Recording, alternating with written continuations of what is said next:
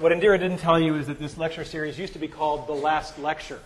If you had one last lecture to give before you died, what would it be? I thought, damn, I finally nailed the venue, and they renamed it. I have some of the best doctors in the world. So that is what it is. We can't change it, and we just have to decide how we're going to respond to that. We cannot change the cards we are dealt, just how we play the hand. If I don't seem as depressed or morose as I should be, sorry to disappoint you.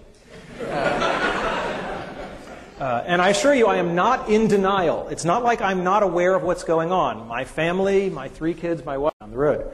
And the other thing is I am in phenomenally good health right now. I mean, it's the greatest thing of cognitive dissonance you will ever see is the fact that I am in really good shape. In fact, I'm in better shape than most of you.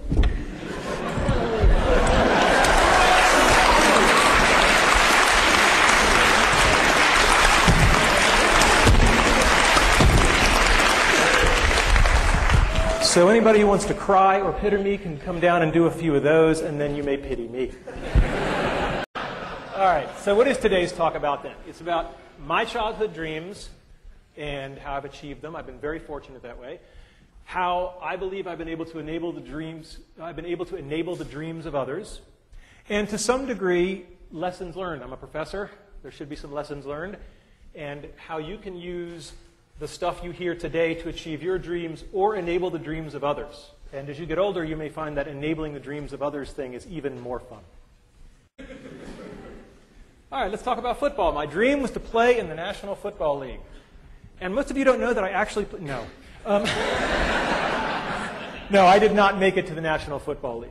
But I probably got more from that dream and not accomplishing it than I got from any of the ones that I did accomplish. And the other Jim Graham story I have is there was one practice where he just rode me, all practice. Just, you're doing this wrong, go back and do it again, you owe me, you're doing push-ups after practice. And when it was all over, one of the other assistant coaches came over and said, yeah, Coach Graham rode you pretty hard, didn't he? I said, yeah. He said, that's a good thing. He said, when you're screwing up and nobody's saying anything to you anymore, that means they gave up. And that's a lesson that stuck with me my whole life, is that when you see yourself doing something badly and nobody's bothering to tell you anymore, that's a very bad place to be. Your critics are your ones telling you they still love you and care. Experience is what you get when you didn't get what you wanted. And I think that's absolutely lovely.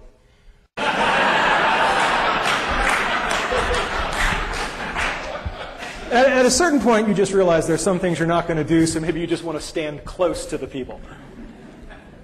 And I mean, my God, what a role model for young people. I mean, just this is everything you want to be.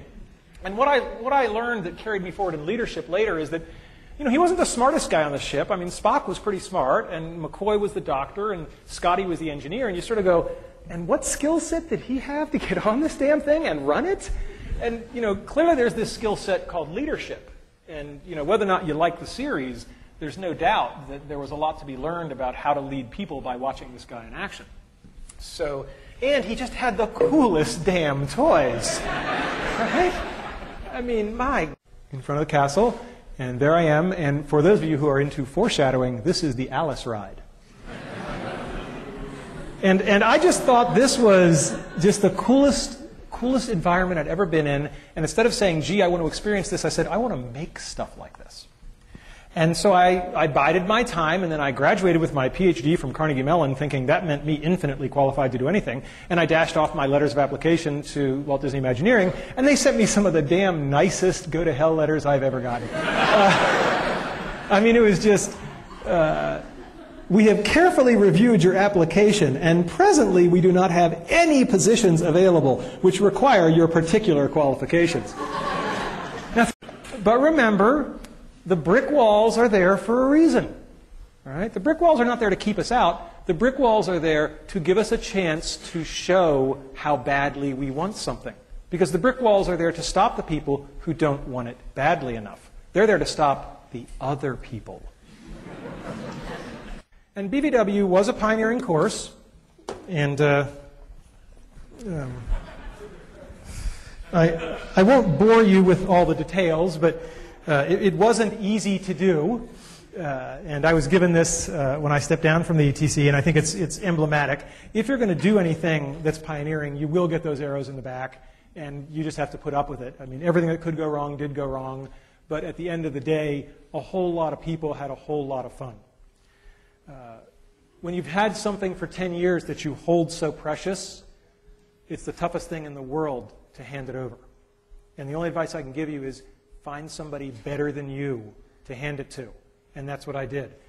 There was this kid, President Cohen, when I told him I was going to do this talk, he said, please tell them about having fun, because that's what I remember you for. I said, I can do that, but it's kind of like a fish talking about the importance of water. I mean, I don't know how to not have fun, right? I'm dying and I'm having fun. And I'm going to keep having fun every day I have left, because there's no other way to play it. All right? So my next piece of advice is, you just have to decide if you're a Tigger or you're an Eeyore. I think I'm clear where I stand on the great Tigger-Eeyore debate. Never. How do you get people to help you? You can't get there alone. People have to help you, and I do believe in karma. I believe in paybacks. You get people to help you by telling the truth, being earnest. I'll take an earnest person over a hip person every day, because hip is short-term. Earnest is long-term. Apologize when you screw up, and focus on other people, not on yourself. And I thought, how do I possibly make a concrete example of that? Do we have a concrete example of focusing on somebody else over there? Can we bring it out? See, yesterday was my wife's birthday. If there was ever a time I might be entitled to have the focus on me, it might be the last lecture. But no, I feel very badly that my wife didn't really get a proper birthday, and I thought it'd be very nice if 500 people...